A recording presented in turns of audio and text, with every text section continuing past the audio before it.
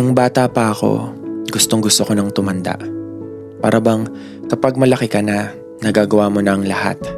Yung malaya ka, yung wala nang nagbabawal sa'yo. Dati, ayoko natutulog sa hapon. Ayoko inuutusan ako. Ayoko magpahinga kasi gusto ko lang yung maglaro sa labas. Nung bata pa ako, sabi ko, sana matapos na ako sa pag-aaral. Ayoko nang gumawa ng assignment. Ayoko nang mag-review kapag may exam. Gusto ko na lang magtrabaho, sumakay sa jeep o sa tren. Yung maglalakad ako sa may matataas na building. Yung magagawa ko na yung gusto ko na walang pipigil. Pero ngayong matanda na ako, parang gusto ko na lang palang maging bata. Yung walang problema, walang iniisip, yung walang obligasyon. Yung papasok lang sa eskwelahan, tapos matutulog sa hapon para makapagpahinga. Yung kahit utusan akong bumili sa tindahan, hindi na ako magrereklamo pa. Mahirap palang maging matanda. Sana in-enjoy ko na lang nung bata pa.